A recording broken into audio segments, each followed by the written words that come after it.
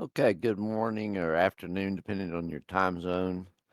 We're finally getting to do our swing trading session. Excuse me.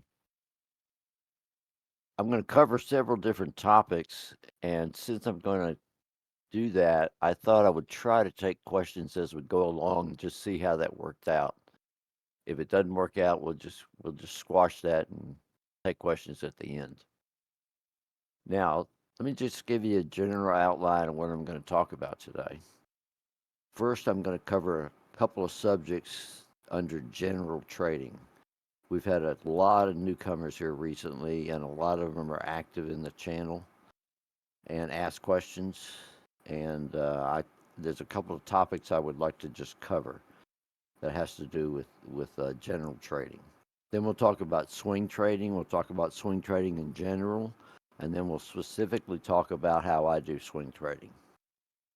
And then if there's time, if I don't get too verbose, I've got charts we can look at.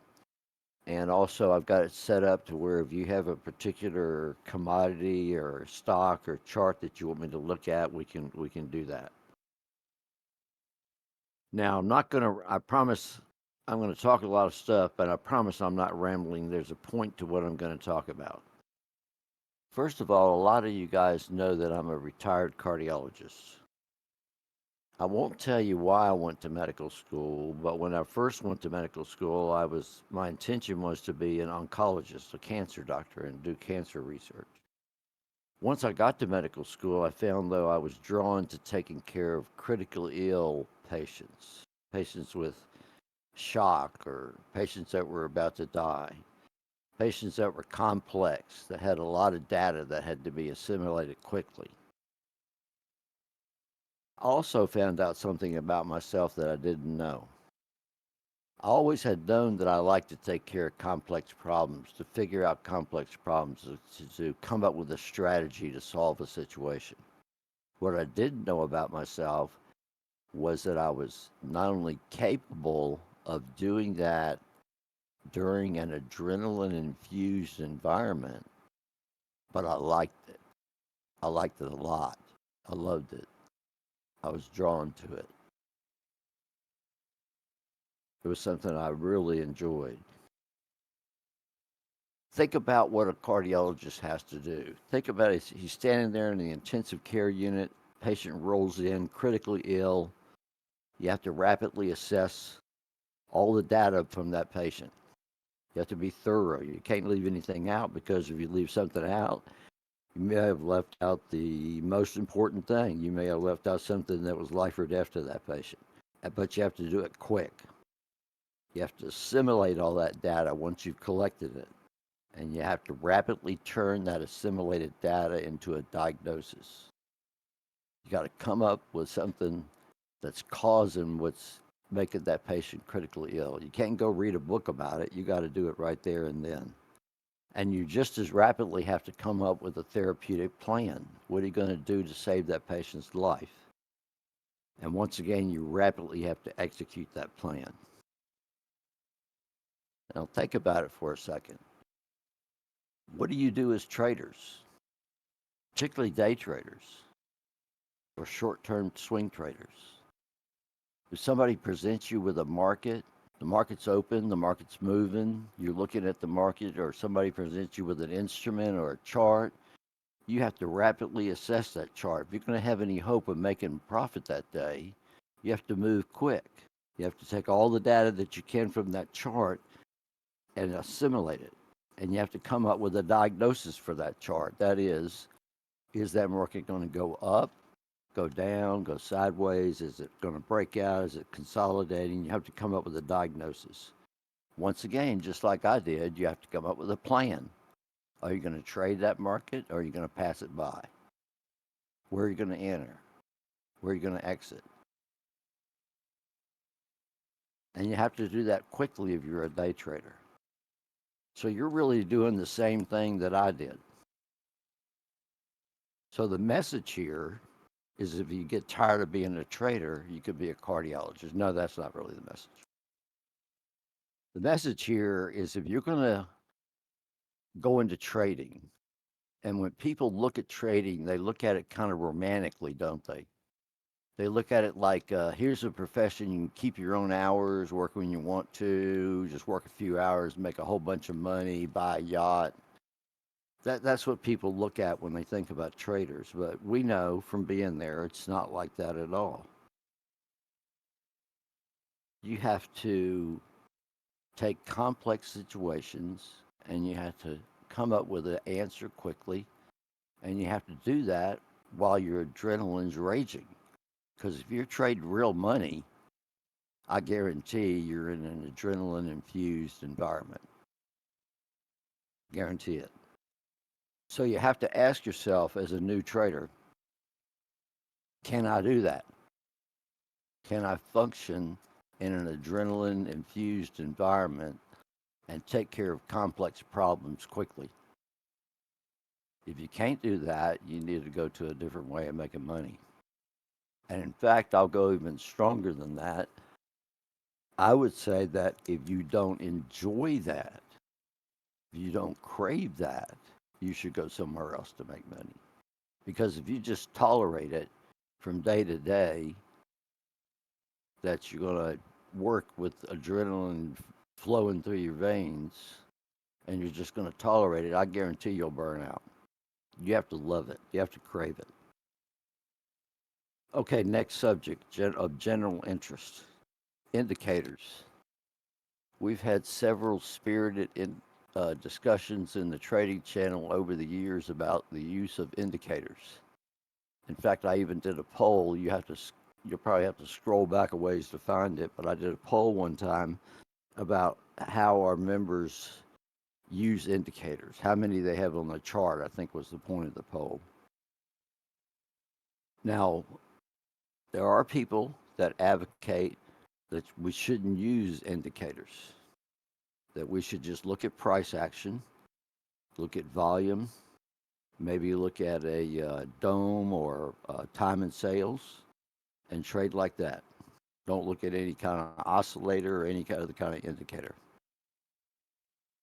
To me, let's go back to that ICU situation.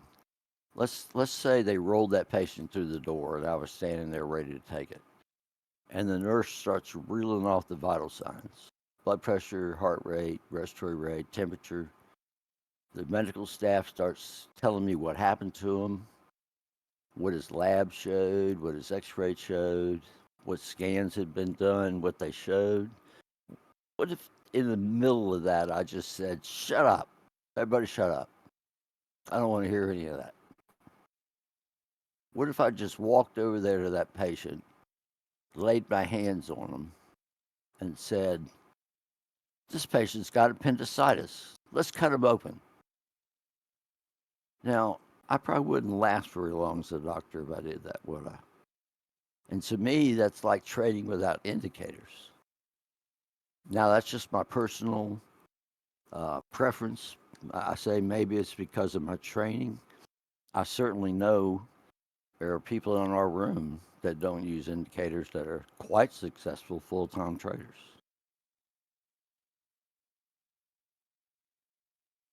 Now, the best example I could tell you of why I use indicators, if you were in my scalping session, you remember I had a cycle indicator where I had 3 data series with different time periods, and I subjected them all to a oscillator. I used a double stochastic. There's no way you could look at price action and come up with those cycles. We're looking for triple tops and triple bottoms, as you remember. You couldn't do that. A couple of my other indicators, I used calculus to come up with the indicator. I, I can't look at price action and do calculus on it in my head. Maybe there are some people who can, but just my 2 cents about indicators. Now let's talk about swing trading. What's the definition of swing trading? Well, swing trading is technically anything longer than a day trade. So if I took a position on Monday and I got out of that position on Tuesday, that would be technically a swing trade. Wouldn't be much of a swing trade, but it would be a swing trade because it's not a day trade. People use different lengths of time that they're holding the trade to call a swing trade. I use 4 to 6 months and call it a swing trade. Some people would use somewhere around 4 to 6 months to a year. They might call it a position trade. Sometimes you hear people use that term, position trade. Anything you hold longer than a year, you'd probably view as an investment.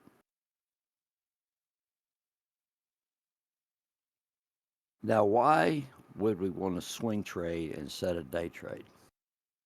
The biggest reason is it requires a lot less concentration, a lot less attention.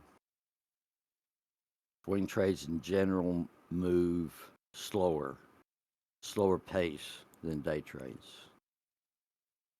And I don't know if this is always the case because I think a lot of people make very decent livings day trading, but I have found personally that I have made more swing trading than I did when I was day trading. I think I mentioned that when we talked about the scalping session. So those two reasons, less concentration, better money, is why I swing trade. Now, what can you swing trade? Well, you can swing trade just about anything. Stocks, bonds, ETFs, futures, forex, options. Any of those could be used as a swing trade. Let's talk about those for a minute. Let's talk first about futures and forex. Now, it used to be when you held, quote, overnight, end quote, on a futures or forex contract, it used to really be overnight. Believe it or not, I know you probably can't understand this because we've been brought up in the computer age, but believe it or not, it used to be you had to call a broker to make a futures trade. So you could only do that during working hours. So overnight was truly overnight. Nowadays, overnight is an hour. No big deal. But what you want to watch out for is the weekend. Swing trading futures or forex and holding them over a weekend is fraught with danger. I've been wiped out twice during my trading career. My entire trading account was wiped out twice. Second time it was wiped out, I was holding a large position in copper. I was holding it short and I was waiting for it to dive so that I could take a profit. I had held it for a couple of weeks. Over the weekend on Saturday night, there was an earthquake in Chile where a lot of the copper was mined. The copper mines were cut off, no communication because of the earthquake. Nobody knew how damaged the mines were, whether they were still functional, whether they could still produce copper at all. Nobody knew. Well, as you might imagine, when it opened up on Sunday afternoon, it skyrocketed. It went way past where my stop was, way past it. And it wiped me out.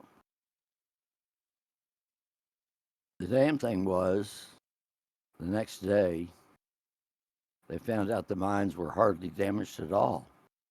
And it dropped like a rock. End of story.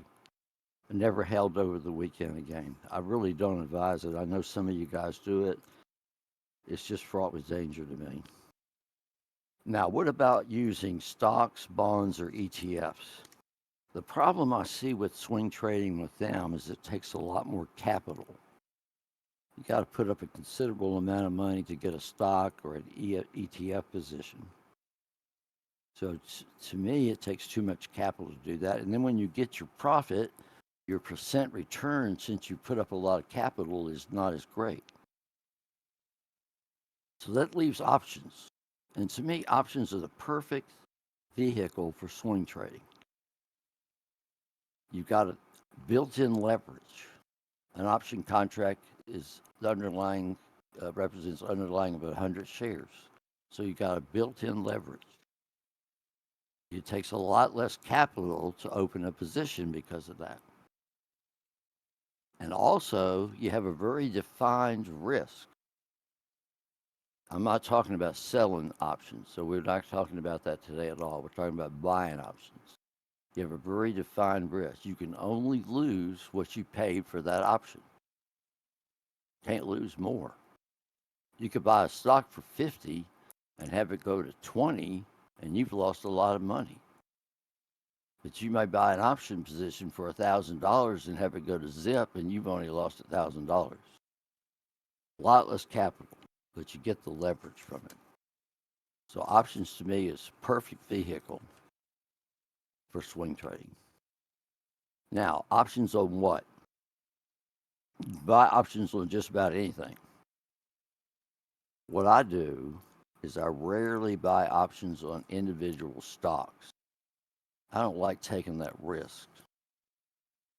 Too much can happen in the news to an individual stock.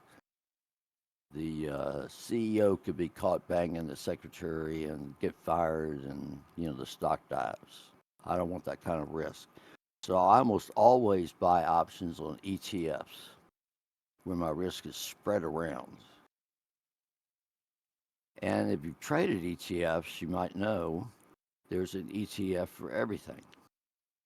Anything you want, just about, there's an ETF for it. Other countries' markets, even sectors in other countries' markets. Small caps, mid caps, large caps. You can buy all those in other countries' markets. You can buy just about all the commodities have ETFs.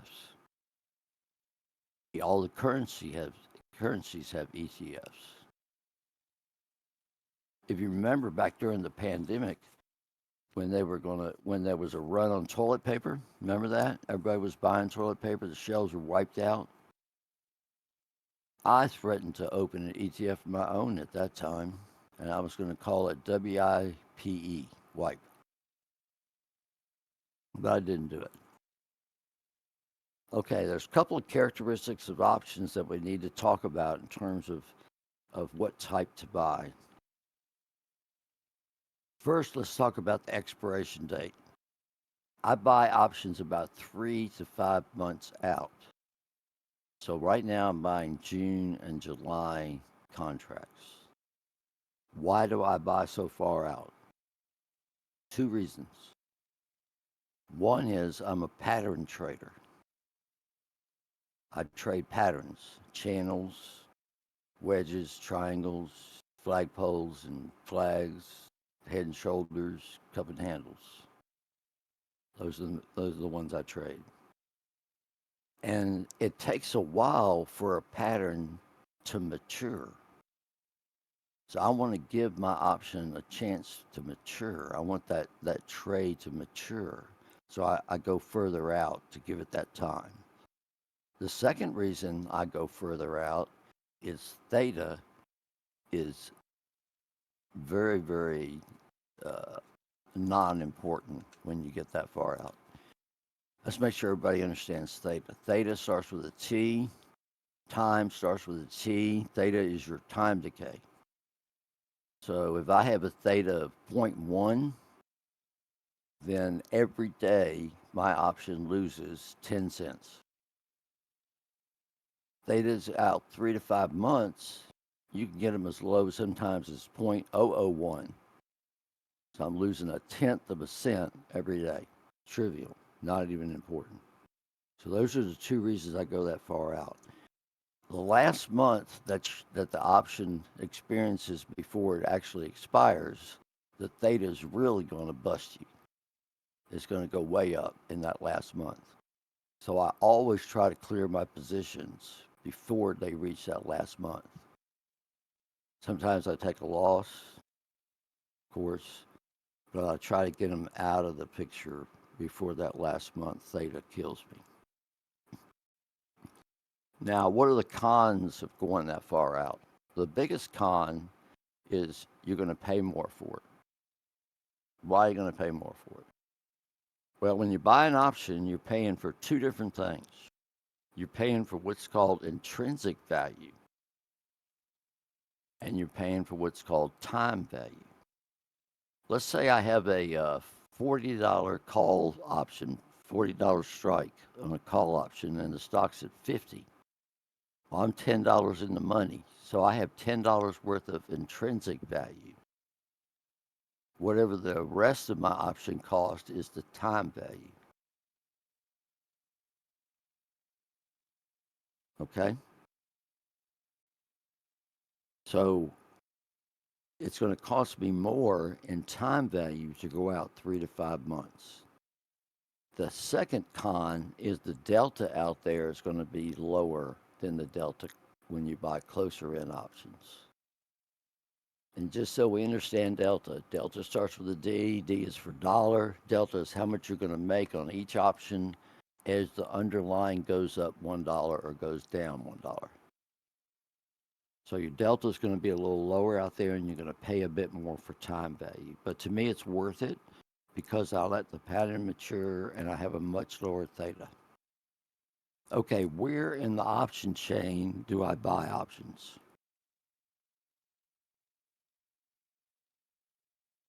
I could buy in the money, at the money, or out of the money. I buy slightly in the money. Why do I do that? Three reasons. One is I have a little bit of intrinsic value in my option. If I'm a little bit in the money, I've got a little bit of intrinsic value. I like having that little bit of intrinsic value. Maybe it's psychological, but to me, I stand the chance of losing less money if that trade goes against me than if I bought an out of the money option and the trade goes against me, because that one it's going to expire totally worthless if you're out of the money and it goes against you. The second and third reasons I'd buy slightly in the money is because the delta's higher there and the gamma is higher there. What is gamma? Gamma starts with a G. Gamma is gain starts with a G. Gamma is the amount of gain that you get on your delta every time the underlying changes a dollar. So you want gamma to be high, unless the trade goes against you, in which case you're going to lose more money. But assuming that your trade goes with you, you want gamma to be high. Gamma is usually highest right around the at the money option. Now, how much do I put into an option trade? How much money do I put into it? Well, this is where risk management comes in. I'm very tight with my money. Each option position that I open, I put in 2 to 3% of my total account. So if my total account is 250,000, then I'm putting in $5,000 to $7,500 on each option position. So however many options I can buy with that much money, that's my position. So I have a lot of positions. So my risk is spread around. If a position goes totally against me, I'm not going to lose more than 3% of my account. So I have a lot of different positions. Right now I have 19, which is actually low for me. I'm only about 50% invested. I usually stay pretty maximally invested. So I more typically have 30, maybe 35 open positions. Right now I'm actually saving cash. There's a couple of areas that I'm looking to get into that I've got cash saved for. Now, uh, let's say you say, Mel, well, I really feel strongly about this gold trade. I want to put more than 3% in it. Well, here's the way I would handle that. I wouldn't put more than 3% in any given option position. What I would do if I felt strongly about a gold trade, for instance, is I would look at the gold miners and the gold junior miners and silver. I'd look at markets that were correlated to that gold market, and if they had good setups, I'd take a position in them. Now, if everything goes south, if gold goes south, it's possible your correlated markets are going to go south as well, but not always. Silver moves with gold, but a lot of times it'll move all by itself, for instance. Same thing with the miners. If you watch them over the years, you realize they move separately from gold on many occasions. The second thing that I pretty much always do, but I would definitely look to do if I felt strongly about a market and wanted to put more emphasis on it, is I use leveraged ETFs. I like leveraged ETFs. I make more money with leveraged ETFs. Now, you could say, don't you lose more money with them too? Yes, it's possible. You can lose more with them too. Right now, my win rate over the past 2 years has been between 65 and 67%. Right now, for some reason, this year I'm running 72%. So I'm more often going to win than lose. So I'm going to take that leveraged ETF position when I can. How do I decide on the entry? As I say, I'm a pattern trader. I use three basic indicators: ADX, which is average directional indicator. ADX comes along with indicators called DMI, directional movement indicator. There's a DMI plus and a DMI negative. And when you plot them, they're always one's green and one's red. I'll let you guess which one. The DMIs are used to calculate the ADX. We're not going to go into the math. Take my word for it, we won't do that. The second indicator I use is average true range, ATR. And the third thing I use is volume. Since I'm looking at options that far out, I'm mostly working off of weekly and daily charts. When I actually go to buy the option, I work off a 5-minute chart. If it's a market that's new to me or I haven't traded in a long time, I'll start analyzing with a monthly chart. And then I'll move myself down to weekly and dailies. My goal on each trade is to make about 40%. If I make more than that, of course, that's gravy, but I like to make at least 40%. Does anybody have any questions? If not, we'll look at charts. Nobody's got any questions. Okay, everybody's mic is muted. Okay, you should be able to see my chart up now. It's a gold chart. On the left is a 5-minute chart.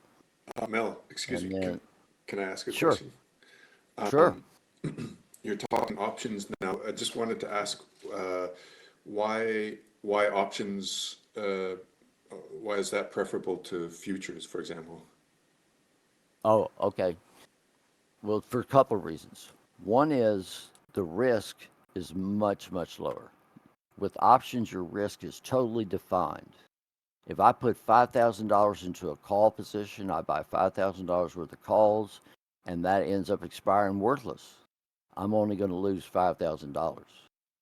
Whereas if I buy 10 ES contracts and it goes against me, I could lose a lot of money. In fact, you could lose potentially far more money than you got in your account with open futures position. Same thing with forex. You just have a lot more risk.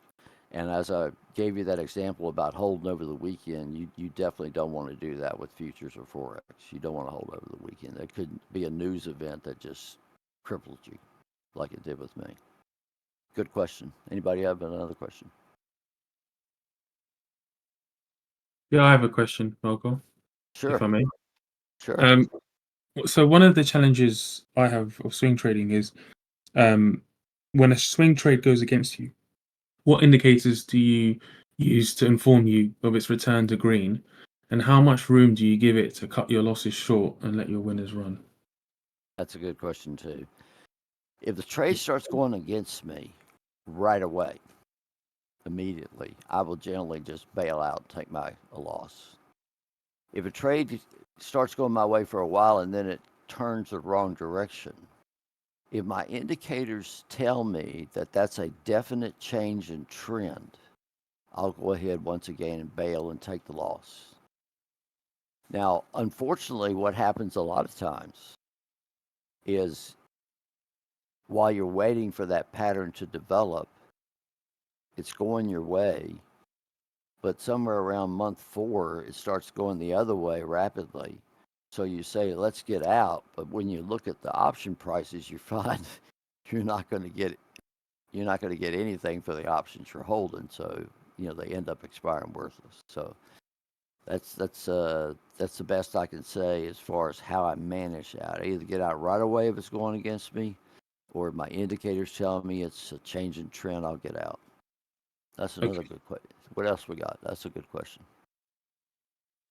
I have another if no one has Sure, any. sure. Um, so I mean, you mentioned the indicators when it's going your way and then it turns the other way. What indicators are you referring to on that one? Okay. When we look at charts, you'll see I use, as I mentioned, I use ADX with the DMIs. I use ATR, and I use volume. Okay. Okay. Okay. Let's go ahead and And yeah, go just ahead. one last question then. Hmm. One of the challenges, because you mentioned a few months holding on to it, one of the challenges I'm having with swing trading is it leaves my margins very short if I'm holding anything for more than a few days or if I've got a few trades going on at the same time. So, how do you deal with kind of your capital being locked into a number of trades at any one time? Ah, so that's what I was saying. I never put more than 2 or 3% in a position, so I can have 30 or 35 open positions at a time. So I can with that little bit in each position, I can take a lot of different positions, and I don't use margin. I used to use margin when I was first trading, but as I built my account up, I've stopped using margin. I don't need to use margin. Margin, you got to pay interest on it. You also are putting yourself at more risk by taking margin. So I don't use margin anymore. I know where you're coming from when you first start trading. You sort of have to use margin sometimes if you're going to make a profit. But be very careful with margin. Any other questions? Okay. What you're looking at here is a gold chart. We got a 5 minute chart over here on the left. And then we have a weekly chart here in the middle and a weekly chart here on the right. Let's start on the right.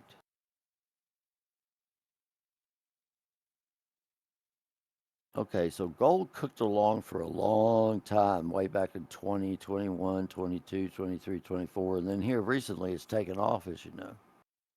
It got into a little channel here, broke out of it, settled down into a wedge, and then look at the beautiful breakout out of the wedge. Now, here's your ADX. When the ADX is significant, it'll be colored yellow. Significant is above 25. When it's below 25, it's be colored red when it's not significant. And remember, we said it just kind of puts around all this time? Well, look at the ADX. It was red almost the whole time. The ADX started climbing here when we started forming the channel. It peaked here when we went into the wedge.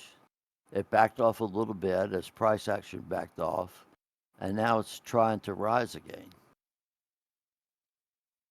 Now, this purple line is an addition that I've made to the ADX. That's not, it's a custom indicator. What that purple line is, it's the first derivative of the ADX line. Or, in other words, in less fancy terms, it's the slope of the ADX line. So, right now, the slope started rising right there. See that? Look at what the price action's doing. As that slope rise occurs, the price action rose. It was forming a new trend.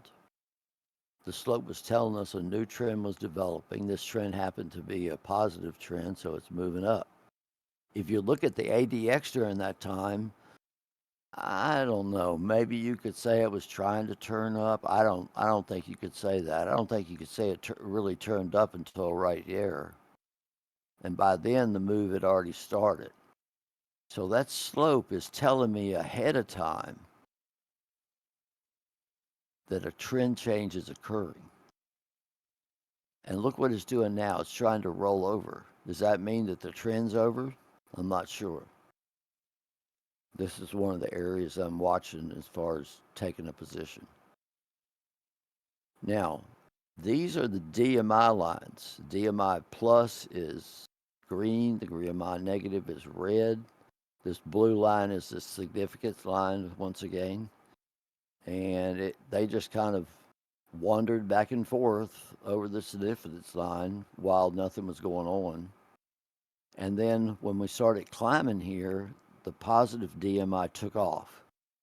And when this reached a peak there, the DMI peaked here.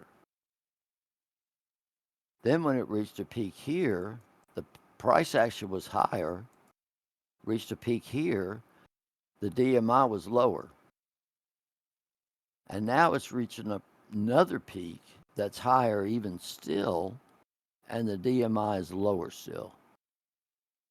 I've drawn a trend line here. That's a clear-cut negative divergence. I don't know how many people are familiar with that term. That's a clear-cut negative divergence. Price actions rising, your indicators falling.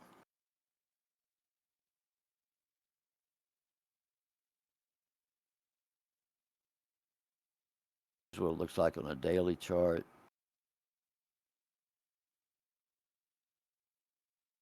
Slopes rising right there. Not really doing much though. Just kind of puts it around. Which way is it going to go next?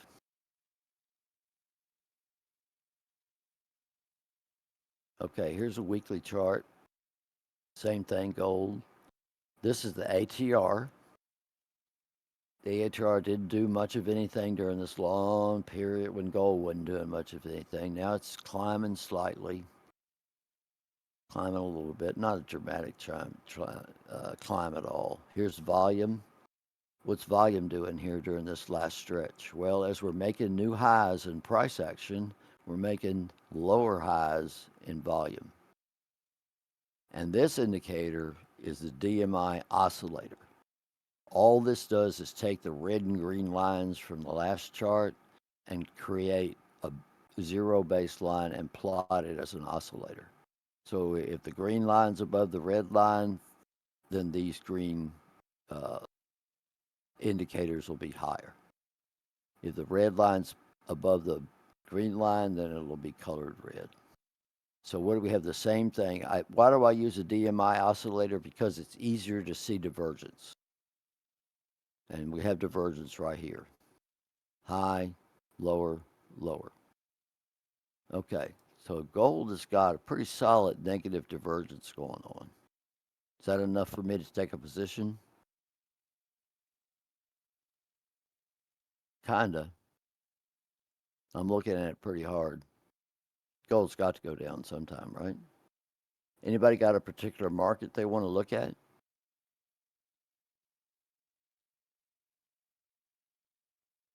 No?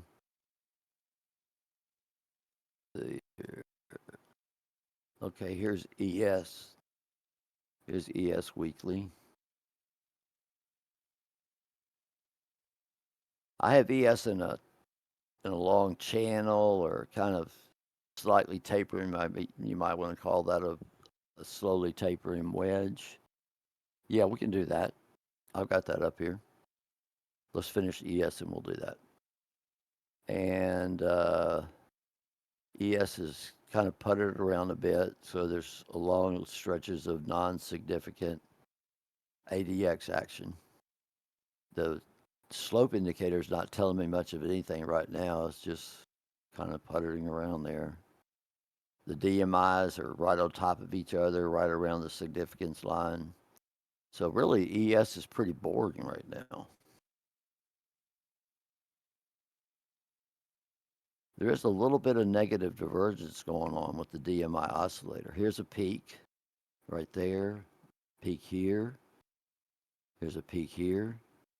Higher price action, lower oscillator, higher price action.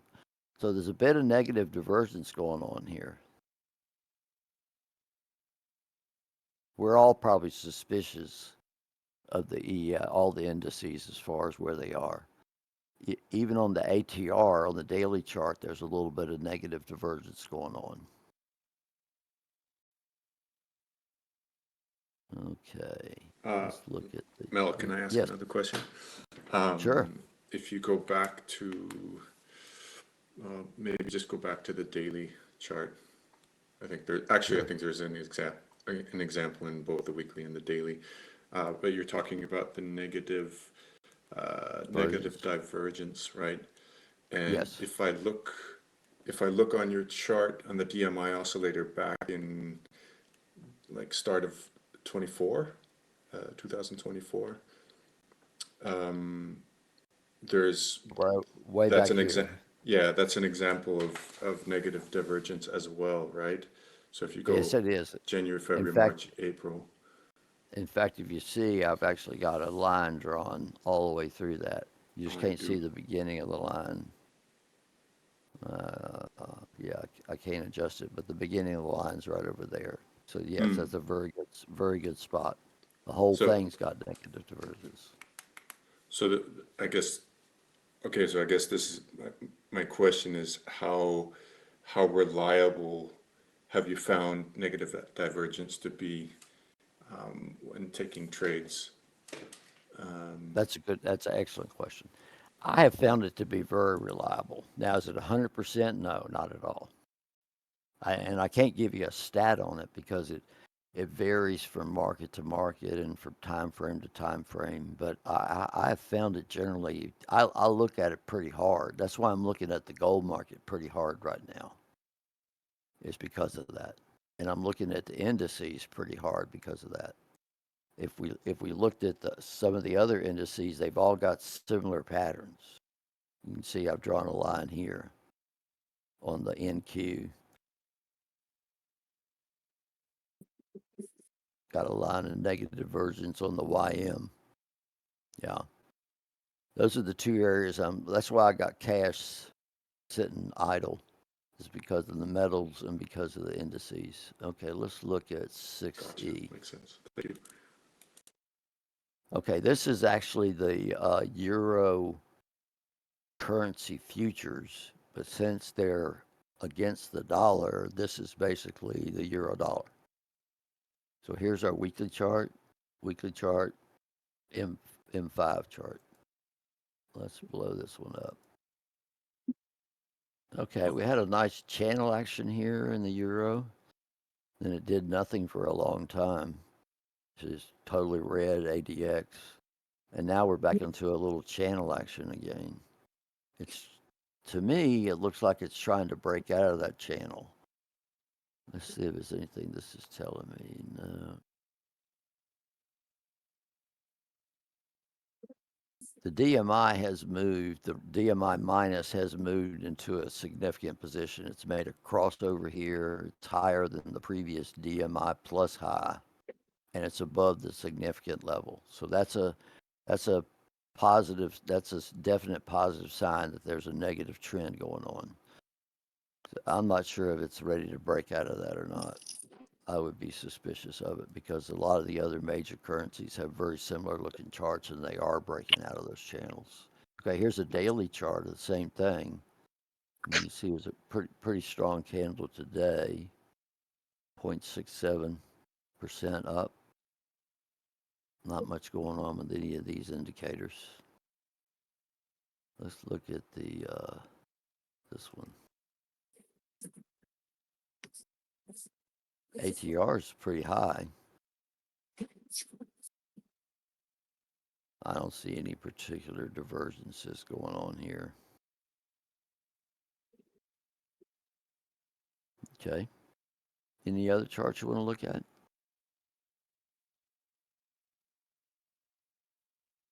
What are y'all trading these days? Mostly the indices. You want to look at crude?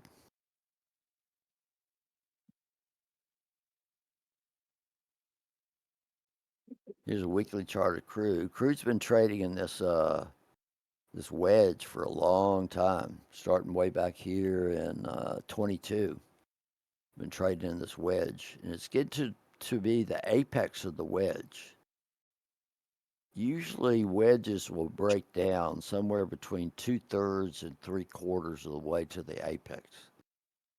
If it doesn't break down in that time frame, it's usually a failed pattern. It's going to just peter out on you. Now we made a pretty sharp turn here in this slope indicator right there. So it had a trend, and it told us that it changed right there, and sure enough, it lost its trend.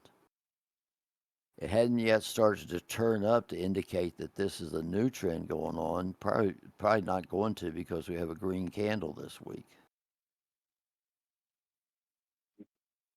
Go down to a daily chart.